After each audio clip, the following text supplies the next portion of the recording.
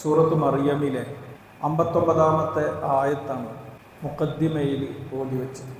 അതിൻ്റെ ആശയം ഇങ്ങനെയാണ്: ഫഖലഫ മിൻ ബഅദിഹിം ഖൽഫുൻ. ഒരു സമുദായം, അവർക്ക് ശേഷം അവരുടെ സ്ഥാനത്ത് അവരുടെ പിൻതലമുറ കടന്നു വന്നു. അല്ലാഹു സ്വലാത്ത, അവർ നമസ്കാരം പാഴാക്കി കളഞ്ഞു. വത്തബഉ ശഹവാത്ത്, തന്നിഷ്ടങ്ങളെ പിന്തുടരുകയും ചെയ്തു. ഫസൗഫ യൽഖൗന ഗയ്യാ, വ്യതിചലനങ്ങളുടെ ആ ദുരന്തം അവർ അനുഭവിക്കുവാൻ പോകുന്നതേയുള്ളൂ. ഏത് കാലത്തായാലും ഏത് സമൂഹമായാലും ശരി, അവരുടെ തകർച്ചയും നാശവും ആരംഭിക്കുന്നത് പലപ്പോഴും ആ സമൂഹത്തിൽ നിലകൊള്ളുന്ന വ്യക്തികളിൽ നിന്നാണ്. പൊതുസമൂഹം എന്ന് പറയുന്ന നമ്മളൊക്കെ ഉണ്ടല്ലോ, ഈ നമ്മുടെ ഒരു ധാർമ്മികമായ മനസാക്ഷി സജീവമാണ് എങ്കിൽ ആ പൊതുസമൂഹം, ജനസമൂഹം ദുഷിച്ച ആ വ്യക്തികളെ തടയുകയും സമുദായം ഒന്നടങ്കം ആ തിന്മയിൽ പെട്ടുപോകാതിരിക്കുകയും അതുമൂലം സാധ്യമാകും. നേരെ മറിച്ച് തിന്മകളോടും ആ തെറ്റ് ചെയ്യുന്ന വ്യക്തികളോടും നമ്മൾ അനാസ്ഥ കാണിക്കുക എന്നിരിക്കട്ടെ, പൊതുസമൂഹം ആ ദുർവൃത്തന്മാരെ പിടിച്ചു കെട്ടാതിരുന്നാൽ സമൂഹത്തിൽ വ്യാപിക്കുന്ന തിന്മകളിൽ നമ്മൾ മൗനം പാലിച്ചു കഴിഞ്ഞാൽ അവിടെ പിന്നെ സംഭവിക്കുക ക്രമേണ ഏതൊരു തിന്മയാണോ ഒരു വ്യക്തി ഉണ്ടാക്കി വെച്ചത് അത് വ്യക്തികളിൽ നിന്ന് വ്യക്തികളിലൂടെ ഒരു വലിയ സാമൂഹിക തിന്മയായിട്ട് മാറുകയും ആ തിന്മ ഉൾക്കൊള്ളുന്ന സമൂഹമടക്കം ആ പ്രദേശം തന്നെ വഴിതെറ്റിപ്പോവുകയുമാണ് ചെയ്യുക. കാനൂ ലാ യതനാഹൗന അൻ മുൻകരിൻ ഫഅലൂഹു ലബിഇസ മാ കാനൂ യഫ്അലൂൻ. അവർ ചെയ്തിരുന്ന ദുരാചാരങ്ങൾ, തെറ്റുകൾ അവർ പരസ്പരം തടഞ്ഞിരുന്നില്ല എന്ന് മുൻകഴിഞ്ഞു പോയ വേദസമൂഹങ്ങളെ സാക്ഷി നിർത്തിക്കൊണ്ട് നിലവിലുള്ള സമുദായത്തോട്, വേദസമുദായത്തോട് വിശുദ്ധ ഖുർആൻ ഉണർത്തുകയാണ് ചെയ്യുന്നത്. റസൂലുള്ളാഹി സ്വല്ലല്ലാഹു അലൈഹി വസല്ലമയുടെ ഒരു ഹദീസുണ്ട്: ലതുൻഖദന്ന ഉറൽ ഇസ്ലാമി ഉർവതൻ ഉർവതൻ ഫകുല്ലമാ ഇൻതഖലത് ഉർവതുൻ തശബ്ബതൻ നാസു ബില്ലതി തലീഹാ ഫഅവ്വലുഹുന നഖലൻ അൽ ഹുക്ം വആഖിറുഹുന അസ്സലാത്ത്. ഇസ്ലാമിൻ്റെ ഓരോ കണ്ണികൾ ഇങ്ങനെ പൊട്ടി വീണുകൊണ്ടേയിരിക്കും. അപ്പോൾ ഒന്ന് പൊട്ടി വീഴുമ്പോൾ നമ്മളിങ്ങനെ കണ്ടിട്ടില്ല, കൂട്ടിപ്പിരിച്ച കയറ് കണ്ടിട്ടില്ലേ? ആ കയറിൻ്റെ ഓരോ ഇഴകളിങ്ങനെ അഴിഞ്ഞഴിഞ്ഞു പോന്നാൽ എങ്ങനെയിരിക്കും? ഫഅതസിമൂ ബിഹബിലില്ലാഹി ജമീഅ.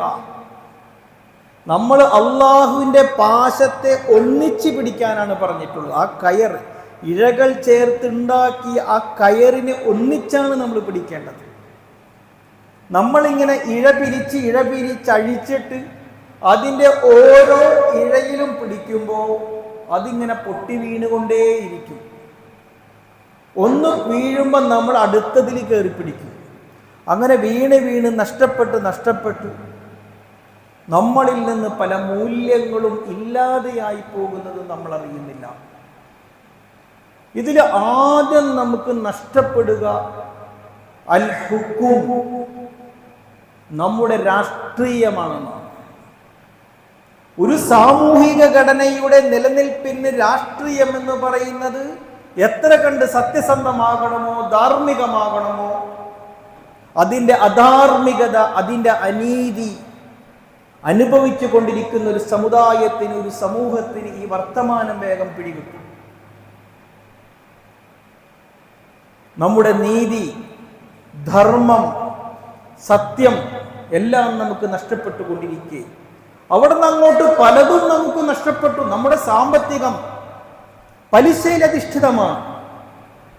നമ്മുടെ സംസ്കാരം മറ്റ് വേറെ പലതിനെയും പൊൽകുവാൻ നമ്മൾ നമ്മുടെ ഇസ്ലാമിയത്ത് എന്ന് പറയുന്ന ഇസ്ലാമിക സംസ്കാരം തന്നെ നമ്മെ നാണിപ്പിക്കുകയും ലജ്ജിപ്പിക്കുകയും ചെയ്യുമ്പോൾ ഈ പൊതുസമൂഹത്തിൻ്റെ ഒരു സംസ്കാരത്തോട് ലയിച്ചു ചേരാൻ ഇസ്ലാമിക സംസ്കാരത്തെ മറച്ചു വെച്ചുകൊണ്ട് നമ്മൾ ആ സംസ്കാരത്തിൻ്റെ ആളുകളായി മാറുകയാണ്.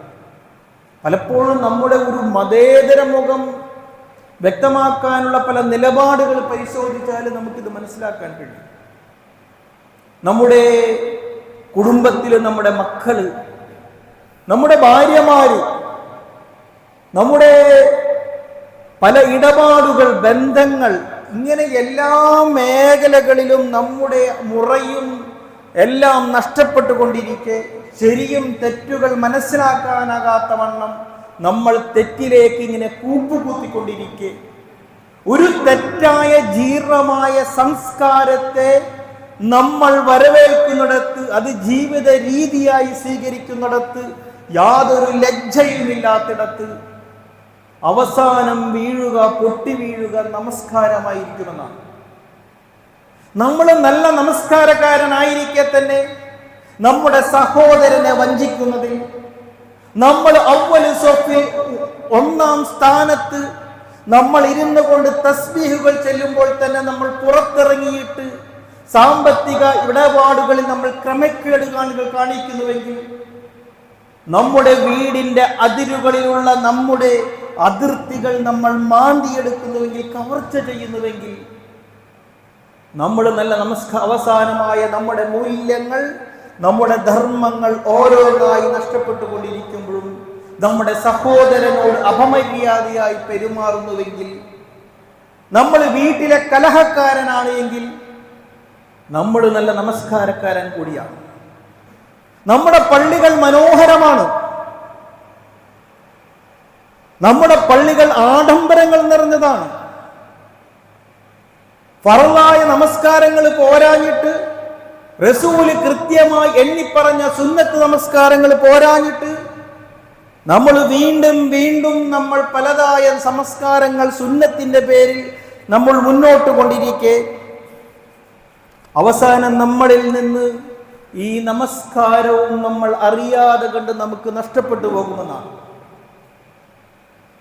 നമസ്കാരം എന്ന് പറയുന്നത് എല്ലാ പ്രവാചകന്മാർക്കും അള്ളാഹു കൽപ്പിച്ച ആരാധനയായിരുന്നു. കാരണം നമ്മുടെ മൂല്യങ്ങളെ രൂപപ്പെടുത്തുന്നത് നമസ്കാരമാണ്. അസ്സലാത്തു തൻഹ അനിൽ ഫഹ്ശാഇ വൽ മുൻകർ, തെറ്റുകളിൽ നിന്ന്, മ്ലേച്ഛകൃത്യങ്ങളിൽ നിന്ന് നമ്മെ തടയുന്നത് നമസ്കാരമാണ് എങ്കിൽ ഒരു പ്രവാചക സമുദായം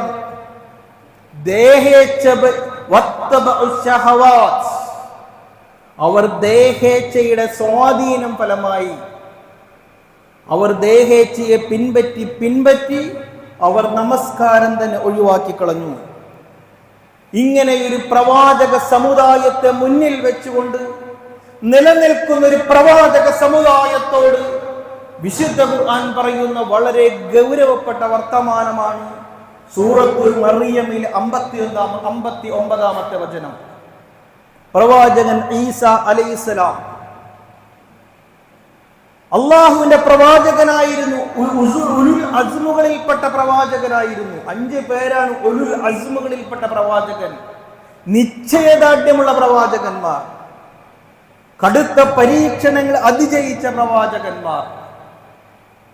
നൂഹ് അലൈഹിസ്സലാം, മൂസ അലൈഹിസ്സലാം, ഇബ്രാഹിം നബി അലൈഹിസ്സലാം, ഹബീബായ മുഹമ്മദ് മുസ്തഫ റസൂലുള്ളാഹി സല്ലല്ലാഹു അലൈഹി വസല്ലം, കൂട്ടത്തിൽ ഈസാ നബി അലൈഹിസ്സലാം.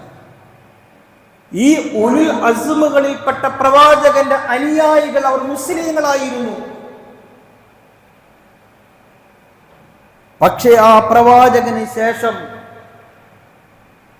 ആ പ്രവാചകന്റെ അനുയായികൾ ഏതൊരു സന്ദേശമാണോ ആ പ്രവാചകൻ ആ സമുദായത്തെ പഠിപ്പിച്ചത്, അതിൽ നിന്നും ആ പ്രവാചക സമുദായം വ്യതിചലിച്ചു പോയെങ്കിൽ നിലനിൽക്കുന്ന പ്രവാചക സമുദായം ഉമ്മത്തുൽ മുഹമ്മദ് റസൂലുള്ളാഹി സല്ലല്ലാഹു അലൈഹി വസല്ലമയുടെ സമുദായത്തിനും ഇങ്ങനെ ഒരു അബദ്ധം സംഭവിക്കാൻ സാധ്യതയുള്ളത് കൊണ്ട് ആ ഒരു ചരിത്രം വിശുദ്ധ ഖുർആൻ ലോകാവസാനം വരെ നിലനിൽക്കുന്ന മനുഷ്യ സമൂഹത്തിന് അത് പാഠമാക്കി.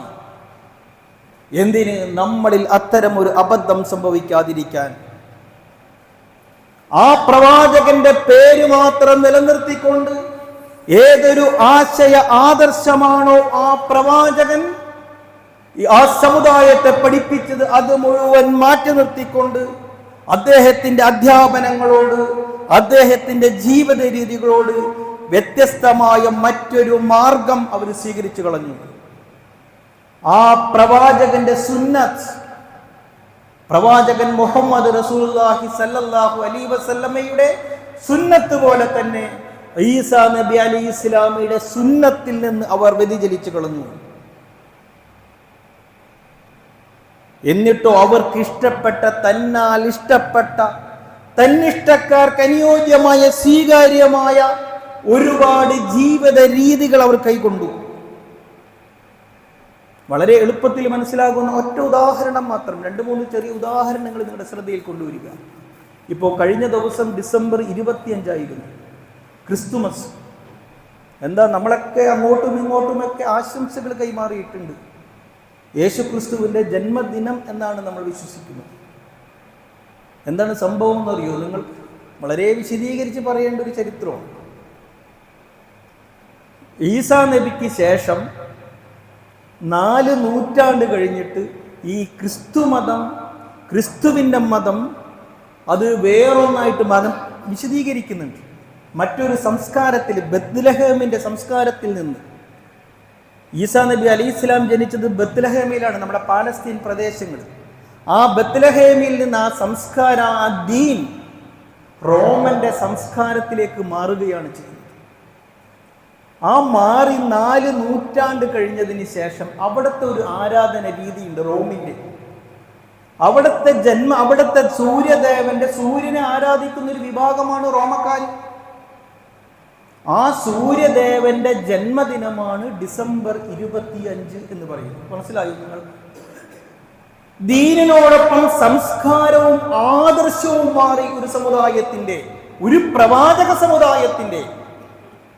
എന്നിട്ട് അതിനെ ഇപ്പുറത്തേക്ക് മാറ്റി ആ റോമൻ സമുദായം, ക്രൈസ്തവം, ക്രിസ്തുമതം സ്വീകരിച്ചു കഴിഞ്ഞപ്പോ അന്നത്തെ ഡിസംബർ 25 എന്താക്കി? അത് ക്രിസ്തുദേവന്റെ ജന്മദിനമായിട്ട് അവിടുത്തെ സഭ, അവിടുത്തെ പുരോഹിത വിഭാഗം അവർ മാറ്റിക്കളഞ്ഞു. വിശുദ്ധ ഖുർആൻ തന്നെ പറയുന്നുണ്ട്, ഈസാ നബി അലൈഹിസ്സലാമയുടെ ജന്മദിനവുമായി ബന്ധപ്പെട്ടിട്ട് വിശുദ്ധ ഖുർആൻ പറയുന്ന ഒരു വർത്തമാനമുണ്ട്. വഹുസ്സി ഇലൈകി ബിജിസ്ഇൻ നഖ്ലതി തുസാഖിതു അലൈകി റുതബൻ ജനിയ. മറിയം ബീവി ഗർഭധാരണമായിട്ടൊക്കെ ഇരിക്കുമ്പോൾ വല്ലാതെ വിശന്നു. അള്ളാഹു മറിയം ബീവിയോട് പറയുകയാണ്, മറിയമേ, വിശക്കുന്നുണ്ടെങ്കിൽ ആ ഈത്തപ്പഴം മരം ഉണ്ടല്ലോ, അതിങ്ങനെ പൂത്തുലഞ്ഞ് പഴുത്ത് നിൽക്കുന്നുണ്ട്, അത് പിടിച്ചൊന്ന് കുലിക്കിയാൽ മതി. എന്താന്ന് പറയുന്നത്? ഇതിൻ്റെ അർത്ഥം, എപ്പോഴാണ് ഈത്തപ്പഴം ഉണ്ടാവുക? അതിൻ്റെ ഒരു ചരിത്ര പഠനം നിങ്ങളൊന്ന്, എപ്പോഴാണ് നിങ്ങളൊക്കെ വിദേശ രാജ്യങ്ങളിൽ ജോലി ചെയ്യുന്നത്, എപ്പോഴാണ് വിദേശ രാജ്യങ്ങളിൽ ഈത്തപ്പഴം പൂക്കുന്നത്? നല്ല ചുട്ടുപഴുത്ത അതികഠിനമായ ചൂടിലാണ് ഈത്തപ്പഴം ഉണ്ടാവുക. ഡിസംബർ 25 പോലെ അതികഠിനമായ ശൈത്യമുള്ള നാടുകളിൽ, പ്രത്യേകിച്ച് പശ്ചിമേഷ്യൻ നാടുകളിൽ അങ്ങനെ ഈത്തപ്പഴം മരം ഉണ്ടാകൂല, പഴം പൂക്കൂല. മരം ഉണ്ടാവും, പഴം ഉണ്ടാവൂല. ബൈബിളിൽ തന്നെ പറയുന്നുണ്ട്, ആട്ടിടയന്മാർ നക്ഷത്രങ്ങൾ കണ്ടു. എപ്പോഴാണ് നക്ഷത്രങ്ങൾ കാണുക? അതികഠിനമായ തണുപ്പുള്ള സന്ദർഭങ്ങളിൽ നക്ഷത്രങ്ങളെ കാണൂല. അപ്പൊ ആട്ടിടയന്മാർ എപ്പോഴാണ് നക്ഷത്രങ്ങളെ കണ്ടിട്ടുണ്ടാവുക? അത് കാലാവസ്ഥ ഇങ്ങനെ അനുയോജ്യമായ സ്ഥലത്താണ്, അത് ചൂടുള്ള സമയമായിരുന്നു. അതായത് ഒരു പ്രവാചക ജന്മത്തെ പോലും മറ്റൊരു സംസ്കാരത്തിലേക്ക് വഴിമാറുന്നുവെങ്കിൽ നിങ്ങളൊന്ന് ആലോചിച്ച് നോക്കൂ, നമ്മൾ എത്ര തെറ്റിപ്പോയി. എന്നിട്ടത് ക്രൈസ്തവ സമുദായത്തിൻ്റെ വിശ്വാസമായിട്ട് അടിച്ചേൽപ്പിച്ച് അന്ന് തൊട്ട് ഇന്ന് വരെ എത്ര ആരാധന രീതിയോടാണ്. 2 പ്രവാചക ജന്മങ്ങളെ രണ്ട് പ്രവാചക സമുദായങ്ങൾ എത്ര തെറ്റായിട്ടാണ് ദുരുപയോഗപ്പെടുത്തപ്പെടുന്നത്. അത് മതത്തിന്റെ ബാനറിൽ ഒരു ആരാധനാ രീതിയായി കൊണ്ട് നടക്കുന്ന നിലവിലുള്ള മുസ്ലിം സമുദായം, ഹബീബായ റസൂലിന്റെ സമുദായം. മിലാദ് ഷരീഫ് ഇവിടെ പല സന്ദർഭങ്ങളിൽ മിമ്പറിൽ പറഞ്ഞിട്ടുള്ളതാണ്. റസൂലിന്റെ ജന്മദിനം എന്നാണ്, റസൂൽ എപ്പോഴാണ് ജനിച്ചത് എന്നുള്ള ചർച്ചകൾ, അത് വേറൊരു ചർച്ചയാണ്. എന്തായാലും അതവിടെ നിൽക്കട്ടെ. അതുപോലും റബീഉൽ അവ്വലിലാണെന്ന് കൃത്യതപ്പെടുത്തിയിട്ടില്ല. നമ്മൾ എത്ര ആരാധനാ സ്വഭാവത്തോടു കൂടിയിട്ടാണ് നമ്മൾ കൊണ്ടു നടക്കുന്നത്. എന്തായാലും അടിസ്ഥാനപരമായി ചില അപജയങ്ങൾ വിശുദ്ധ ഖുർആൻ ഒരു പ്രവാചക സമുദായത്തിന് സംഭവിച്ച വ്യതിചലനങ്ങൾ ആ പ്രവാചക സമുദായത്തെ തകർത്തു കളഞ്ഞുവെന്ന് വിശുദ്ധ ഖുർആൻ നമ്മെ ഓർമ്മപ്പെടുത്തുകയാണ്. അതിൽ ഒന്നാമത്തെ അപജയം എന്താ? അഖീദ തന്നെ തെറ്റിപ്പോയി. എന്താണ് അഖീദ? തൗഹീദ്, റിസാലത്ത്, ആഖിറത്ത്, പരലോകം, പ്രവാചകത്വം, അല്ലാഹുവിനുള്ള വിശ്വാസം. ഇന്നല്ലാഹ സാലിസു സലാസത്തിൻ വമാ മിൻ ഇലാഹിൻ ഇല്ലാ ഇലാഹുൻ വാഹിദ്. ക്രിസ്തു മതത്തിന് സംഭവിച്ച ഏറ്റവും വലിയ അപജയം ക്രിസ്തുവിന്റെ മതവും ക്രിസ്തു മതവും. എന്താണോ ക്രിസ്തുവിന്റെ മതമായിരുന്നു, അതിൽ നിന്ന്, അതിന്റെ അടിസ്ഥാന ആദർശത്തിൽ നിന്ന് നിലവിലുള്ള ക്രിസ്തു മതം മാറിപ്പോയി. ഏകനായ അല്ലാഹുവിന്റെ തൗഹീദ് പ്രബോധനം ചെയ്യാൻ വന്ന ഒരു പ്രവാചകനെ മുന്നിൽ വെച്ചുകൊണ്ട് അത് പ്രവാചകൻ അല്ല എന്ന്, അത് ദൈവത്തിന്റെ പുത്രനാണ് എന്ന് മറിയം ബീവിയെ പോലും ആ തെയോട്ടോക്കോസ് പറയുന്ന ഒരു പ്രഖ്യാപനം തന്നെ നടക്കുന്നുണ്ട്. ആ കാലഘട്ടത്തിൽ സഭ ആരാണ്? മറിയം ദൈവത്തെ പ്രസവിച്ചവൾ എന്നാണ്. പിതാവ്, പുത്രൻ, പരിശുദ്ധാത്മാവ്. ഇന്നല്ലാഹ സാലിസു സലാസത്തിൻ, ദൈവത്തെ, ഏകദൈവത്തെ, അല്ലാഹുവിനെ മൂന്നാക്കി കളഞ്ഞു. വമാ മിൻ ഇലാഹിൻ ഇല്ലാ വാഹിദ്. എന്നാൽ നിങ്ങൾ അറിയണം, ഏകനായ അല്ലാഹു, നമ്മുടെ ഇലാഹ്, അവൻ ഒരുവൻ മാത്രമാണ്. ഇനി ഞാൻ ആരാണ്? ഇന്നി അബ്ദുല്ലാ ആതാനിയൽ കിതാബ വജഅലനി നബിയ. ഞാൻ ദൈവത്തിന്റെ പുത്രനല്ല. ഈസാ നബി അലൈഹിസ്സലാം സമുദായത്തെ പഠിപ്പിച്ച അടിസ്ഥാന സന്ദേശം, ഏകനായ ഒരു അല്ലാഹുവിന്റെ പ്രവാചകനാണ് ഞാൻ. ആതാനിയൽ കിതാബ വജഅലനി നബിയ, എനിക്ക് വേദം നൽകി, ഇഞ്ചീൽ നൽകി. എന്നിട്ടോ വജഅലനി നബിയ, എന്നെ നബിയായി തെരഞ്ഞെടുത്തു. റുഹ്ബാനിയതൻ ഇബ്തദഹു വമാ കതബത് അലൈഹിം. ഇവിടത്തെ പുരോഹിത വിഭാഗം ഈ ഒരു പ്രവാചകത്വ പരമ്പരയെ അട്ടിമറിച്ചിട്ട്, അതൊരു പുരോഹിത വിഭാഗത്തിന്റെ മതം കൽപ്പിച്ചിട്ടില്ലാത്ത, നിങ്ങൾ അടിവരയിട്ട് മനസ്സിലാക്കണം, ഒരു പ്രവാചക സമുദായത്തിന് അബദ്ധം സംഭവിച്ചുവെങ്കിൽ അവരുടെ അഖീദയെ, വിശ്വാസത്തെ, ആദർശത്തെ, അല്ലാഹുവിന്റെ ഏകദൈവ വിശ്വാസത്തെ, പ്രവാചകത്വത്തെ അട്ടിമറിച്ച പൗരോഹിത്യം നിലവിലുള്ള മുസ്ലിം സമുദായത്തെ സ്വാധീനിക്കുന്നുണ്ടോ? അവസ്ഥകൾ വെച്ചുകെട്ട്, സാഹചര്യങ്ങൾ വെച്ചിട്ട് നിങ്ങൾ വിലയിരുത്തണം. അവർക്ക് നിർബന്ധമാക്കിയിട്ടില്ലാത്ത പൗരോഹിത്യം എത്ര വർത്തമാനമാണ്. റുഹ്ബാനിയതൻ ഇബ്തദഹുഹാ, അവർ റുഹ്ബാനിയത്തിനെ, പൗരോഹിത്യത്തെ പിൻപറ്റി. മാ കതബത് അലൈഹിം, അവർക്ക് നിർബന്ധമാക്കിയിട്ടില്ലാത്ത പൗരത്വം അല്ല, പൗരോഹിത്യം. ഇവിടെ നമ്മുടെ കാര്യങ്ങൾ, മുസ്ലിം സമുദായത്തിന്റെ കാര്യങ്ങൾ ആരാ തീരുമാനിക്കുന്നത്? അള്ളാഹുവിന്റെ പ്രവാചകന്റെ സുന്നത്തിന്റെ കൽപ്പനകൾക്കനുസരിച്ചിട്ടാണോ? അല്ല. ഇവിടത്തെ പുരോഹിതന്മാർക്ക് തോന്നിയ കാര്യങ്ങളെ ഒരു പ്രവാചകന്റെ മേൽവിലാസത്തിൽ അടിച്ചേൽപ്പിക്കുകയാണ്. പ്രവാചകന്റെ സുന്നത്തിൽ നിന്ന് പ്രവാചകൻ കൽപ്പിച്ചിട്ടില്ലാത്ത അതിതീവ്രമായ ആത്മീയതയുടെ പേര് പറഞ്ഞുകൊണ്ട് ബിദ്അത്തുകളെ ഒരു സമുദായത്തിന്റെ മേൽ അടിച്ചേൽപ്പിക്കുന്നുവെങ്കിൽ മുസ്ലിം സമുദായമേ നമ്മളൊന്ന് ഒരു വേള പുനരാലോചിക്കേണ്ടതുണ്ട്. ഇപ്പൊ എന്തോരം എല്ലാ മതങ്ങളിലുമുണ്ട്, എന്തോരം ആത്മീയ കേന്ദ്രങ്ങളാണ്. ആരാണ് അവിടെ വഴിപഴപ്പിച്ചത്? ഈസാ നബി അലി ഇസ്ലാമിയുടെ സന്ദേശത്തെ, ഒരു പ്രവാചകത്തെ പാരമ്പര്യ രീതിയെ ഒരു അടിസ്ഥാന ഏകദൈവ വിശ്വാസത്തെ ആരാണ് വഴിപഴപ്പിച്ചത്? ഈസാ നബി അലൈഹി ഇസ്ലാമയുടെ തന്നെ സമാദരണീയനായ പൗലോസ് എന്ന് പറയുന്ന ഈസാ നബി അലൈഹി ഇസ്ലാമയുടെ എതിരാളിയായ മനുഷ്യൻ. ഈസാ നബി അലൈഹി ഇസ്ലാം ജീവിച്ചിരുന്ന കാലഘട്ടത്തിൽ ഈസാ നബി അലൈഹി ഇസ്ലാമിയെയും അനുയായികളെയും പീഡിപ്പിക്കുകയും ഉപദ്രവിപ്പിക്കുകയും ചെയ്തുകൊണ്ടിരുന്ന ഇസ്ലാം മതത്തിന്റെ വിരുദ്ധൻ, അങ്ങനെ തന്നെ പറയണം, ഇസ്ലാം വിരുദ്ധ ശക്തിയായി നിലകൊണ്ട പൗലോസ് എന്ന ഒരു വ്യക്തിത്വം ഈസാ നബി അലൈഹി ഇസ്ലാമിയെ കണ്ടിട്ട് പോലുമില്ല. ആ കാലഘട്ടത്തിൽ ജീവിച്ചു എന്നല്ലാതെ. ഈസാ നബി അലൈഹി ഇസ്ലാമിയുടെ കാലശേഷം അദ്ദേഹം സ്വയം പ്രഖ്യാപിക്കുകയാണ്, ഈസാ നബി അലൈഹി ഇസ്ലാം, യേശു എന്നിൽ പ്രത്യക്ഷപ്പെട്ടിരിക്കുന്നു, എന്നെ സമകാലികനായി തെരഞ്ഞെടുത്തിരിക്കുന്നു. എന്നിട്ട് എന്താ ചെയ്തത്? അവിടുത്തെ ജനങ്ങൾ നമ്മളെപ്പോലെ തന്നെ ഇസ്ലാമിന്റെ ശാസനകളും അടിസ്ഥാനങ്ങളും ഒക്കെ സ്വീകരിക്കാൻ നമുക്ക് വലിയ പ്രയാസമാണല്ലോ. നമ്മൾ ഇളവുകൾ അന്വേഷിച്ച് നടക്കുകയാണല്ലോ. ഓരോ വിഷയത്തിലും നമ്മുടെ സാമ്പത്തിക കാര്യങ്ങൾ നമുക്ക് എങ്ങനെ ഇളവ് കിട്ടണം, നമ്മൾ ഏറ്റവും കൂടുതൽ അന്വേഷിക്കുന്ന കാര്യങ്ങളാണ്. നമ്മുടെ സാമ്പത്തിക വിഷയങ്ങൾ എങ്ങനെ സക്കാത്ത് കൊടുക്കാതിരിക്കും കഴിയുമെന്ന് ചിന്തിക്കുന്ന ഒരു സമുദായമാണല്ലോ നമ്മൾ. എങ്ങനെ പലിശ ഉപയോഗപ്പെടുത്താൻ കഴിയുമെന്ന് ചിന്തിക്കുന്ന സമുദായമാണല്ലോ നമ്മൾ. ഇസ്ലാമിക രീതിക്ക് വിരുദ്ധമായി എങ്ങനെ കുടുംബം സംവിധാനിക്കണം, മക്കളെ പഠിപ്പിക്കുന്ന വിഷയത്തിൽ, അവരുടെ വിവാഹ വിഷയത്തിൽ, നമ്മുടെ വീടുകൾ വെക്കുന്ന കാര്യത്തിൽ, ഇവിടുത്തെ സാമൂഹിക ഭൗതികമായ വിഭവങ്ങൾ ഉപയോഗിക്കുന്നിടത്ത്, കച്ചവടം നടത്തുന്നിടത്ത് എങ്ങനെ ഇസ്ലാമിന്റെ കർശനമായ ശാസനകളെ ഹലാം ഹറാമുകളിൽ നിന്ന് പുറത്തു ചാടിക്കൊണ്ട് എങ്ങനെ ഇളവ് കിട്ടുമെന്ന് അന്വേഷിക്കുന്നവരാണല്ലോ നമ്മൾ.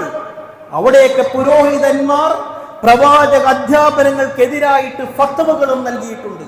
നിലവിലുള്ള രാഷ്ട്രീയ വിഷയത്തിൽ തന്നെ ഇവിടുത്തെ സംഘപരിവാർ ശക്തികളോടുള്ള നമ്മുടെ നിലപാടുകൾ രൂപപ്പെടുത്തുന്നിടത്ത് എന്താണ് ഇവിടുത്തെ പുരോഹിത സമുദായം അവരുടെ പ്രസ്താവനകൾ നമ്മൾ വായിച്ചില്ല. അവർക്ക് അനുകൂലമാവും, ഇവിടുത്തെ ഫാസിസ്റ്റ് ഭരണഘടനയ്ക്ക് അനുകൂലമായ മുസ്ലിം സമുദായത്തെ തന്നെ ഒറ്റുകൊടുക്കുന്ന രാഷ്ട്രീയ പ്രസ്താവനകൾ ഇവിടുത്തെ പുരോഹിതന്മാർ നടത്തുന്നുവെങ്കിൽ പ്രവാചകത്തെ രീതിയും പൗരോഹിത്യ രീതിയും എത്ര കണ്ട് രണ്ടും വ്യത്യസ്ത ധാരകളായിട്ടാണ് പോയിക്കൊണ്ടിരിക്കുന്നത്. അങ്ങനെ ആ സമുദായവും ഇതുപോലെ തന്നെ അവരാഗ്രഹിച്ചു, ഒരുപാട് ഇളവുകൾ ആഗ്രഹിച്ചു. ആ സമുദായത്തിന്റെ ദൗർബല്യങ്ങളെ ചൂഷണം ചെയ്തുകൊണ്ട് അവിടുത്തെ സമുദായത്തിന് അനുയോജ്യമായ പുതിയൊരു നിയമം പൗലോസ് ഉണ്ടാക്കി. ജനങ്ങളത് സ്വീകരിച്ചു.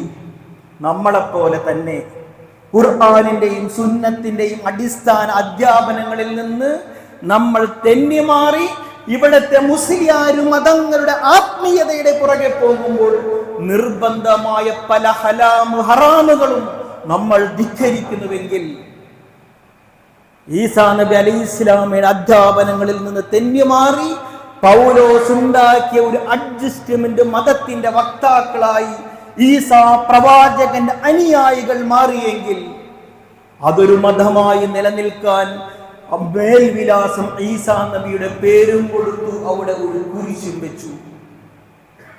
പേരും അടയാളവും മാത്രമുള്ള ആദർശവും ആശയവുമായി യാതൊരു ബന്ധവുമില്ലാത്ത ഒരു മതമായി ഒരു സമുദായം വഴിതെറ്റിപ്പോയി എങ്കിൽ നിലവിലുള്ള മുസ്ലിം സമുദായത്തെ വിശുദ്ധ ഖുർആൻ ഈ ഒരു പാഠം പഠിപ്പിക്കുന്നത് നമ്മൾ അവരെ കാഫിറാക്കാനോ അവരെ നരകത്തിലേക്ക് വിടാനോ അല്ല. അവരുടെ ദീനുൽ ഇസ്ലാം, അവരുടെ സംസ്കാരം, ബത്ലഹേമിന്റെ ദീനിന്റെ സംസ്കാരം, അവിടുത്തെ പ്രവാചകന്റെ സുന്നത്ത്, പൗരോഹിത്യ തേർവാഴ്ചയുടെ ഫലമായി പൗലോസ്യൻ മതത്തിന് അടിപ്പെട്ടു പോയെങ്കിൽ ഇവിടുത്തെ മുസ്ലിയാരു മതങ്ങളുടെ ചൂഷണങ്ങളിൽ നിന്ന് ശരിയായ പ്രവാചക മതത്തെ നിങ്ങൾ തിരിച്ചറിയണമെന്ന അധ്യാപനമാണ് ഈ ഒരു ചരിത്രപാഠത്തിലൂടെ വിശുദ്ധ ഖുർആൻ നൽകും. ഇൻഷാ അല്ലാഹ് വിശുദ്ധ ഖുർആൻ എടുത്തു വെച്ചുകൊണ്ട് സൂറത്ത് മറിയം, സൂറത്തുൽ മാഇദ, അറാഫൊക്കെ വെച്ചുകൊണ്ട് നമ്മുടെ അഖീദ, അള്ളാഹുവിലുള്ള വിശ്വാസം, പ്രവാചകന്റെ സുന്നത്ത്, നമ്മൾ എവിടെയാണ് തെറ്റിപ്പോകുന്നത്? ഇവിടുത്തെ മുസ്ലിയാര് മതങ്ങളെ അന്നത്തെ മാതിരി തന്നെ ഞാൻ നിർത്തുകയാണ്. അല്ലേ? എന്തൊക്കെയാണ് ഇവിടെ ഇപ്പൊ കൺട്രോൾ, ഇവിടുത്തെ മുസ്ലിയാക്കന്മാർ കൺട്രോൾ, എയർനോട്ടിക് സംവിധാനങ്ങൾ അല്ലെ, വലിയന്റെ പേരിൽ ആകാശത്തു കൂടെ ദിശ മാറി ഇങ്ങനെ പറന്നുകൊണ്ടിരിക്കുന്ന ഒരു വിമാനം. എത്ര രസവും! ഏതോ അതിലകത്തിരിക്കുന്ന ആർക്കോ വേറെ എവിടെയോ ഇറങ്ങണമെന്ന് വിചാരിച്ചു, ഏതോ ഒരു വലിയ ഏതോ ആരോ മനസ്സിൽ വിചാരിച്ചപ്പോഴേക്കും അതിൻ്റെ നേവിഗേഷൻ, അതിൻ്റെ ആ റൂട്ട് മാറ്റിയിട്ട് മൂപ്പര് പറഞ്ഞുകൊടുത്തേക്ക് ഇറങ്ങി എന്ന് പറയുന്നത് വിശ്വസിക്കാൻ മാത്രം വിഡ്ഢികളായ ഒരു സമുദായം, വിശുദ്ധ ഖുർആനും തിരുസുന്നത്തും മുറുകെ പിടിക്കുന്ന ഒരു സമുദായം മാറുന്നുവെങ്കിൽ, അടുത്തെങ്ങാനും പുതിയൊരു വേദം അവതരിച്ചിരുന്നുവെങ്കിൽ, നിലവിലെ കഴിഞ്ഞുപോയ വഴിതെറ്റിയ സമുദായത്തെ പരാമർശിച്ച മാതിരി നമ്മയും പരാമർശിക്കുമായിരുന്നില്ലേ? എത്ര ഗൗരവപ്പെട്ട വർത്തമാനമാണ്. അതുകൊണ്ട് സഹോദരന്മാരെ, ഈ ഒരു ചരിത്രപാഠം നമ്മുടെ അഖീദയിലേക്ക് മടങ്ങി വരുവാനുള്ള ആഹ്വാനമാണ്. നമ്മുടെ ഈമാൻ കളങ്കപ്പെട്ടു പോകുവാൻ പാടില്ല. അള്ളാഹു നമ്മെ അനുഗ്രഹിക്കുമാറാകട്ടെ. നമ്മൾ അനുഭവിച്ചു കൊണ്ടിരിക്കുന്ന വലിയൊരു പ്രതിസന്ധിയാണ് നമ്മുടെ ആദർശ പ്രതിസന്ധി. നമുക്ക് നിർബന്ധമാക്കിയിട്ടില്ലാത്ത ഒരു ആത്മീയതയുടെ പേരിൽ ഇവിടത്തെ പൗരോഹിത്യ ജീവിത രീതിക്കനുസൃതമായി തെറ്റായ ആരാധന അനുഷ്ഠാനങ്ങൾ കൈക്കൊള്ളുന്നുവെങ്കിൽ പടച്ച തമ്പുരാനെ നമ്മൾ പ്രാർത്ഥിക്കേണ്ടതുണ്ട്. യഥാർത്ഥ മാർഗത്തിലേക്ക്, ഖുർആനിന്റെയും സുന്നത്തിന്റെയും മാർഗത്തിലേക്ക് നീ ഞങ്ങളെ വഴി നടത്തണമേ എന്ന പ്രാർത്ഥനയായിരിക്കണം. ഇഹ്ദിനസ് സിറാത്തൽ മുസ്തഖീം സിറാത്തല്ലദീന അൻഅംത അലൈഹിം, നീ അനുഗ്രഹിച്ചവരുടെ മാർഗത്തിൽ, ഗൈറിൽ മഗ്ദൂബി അലൈഹിം, പടച്ചവനെ വഴിതെറ്റിപ്പോയവരുടെ മാർഗങ്ങൾ മുമ്പിലുണ്ട്, ആ ഒരു മാർഗത്തിൽ ഞങ്ങളെ നീ ആക്കി മാറ്റരുത് എന്ന പ്രാർത്ഥനയായിരിക്കണം നമ്മുടെ ജീവിതത്തിന്റെ കരുത്ത് എന്നാണ് ഇത്തരം സന്ദർഭത്തിൽ നിങ്ങളെ ഉണർത്തുവാനുള്ളത്. അല്ലാഹു നമ്മെ അനുഗ്രഹിക്കുമാറാകട്ടെ. വഅഖൂലു ഖൗലി ഹാദാ അസ്തഗ്ഫിറുല്ലാഹ ലീ വലക്കും വസ്തഗ്ഫിറുഹു ഇന്നഹു ഗഫൂറുർ റഹീം.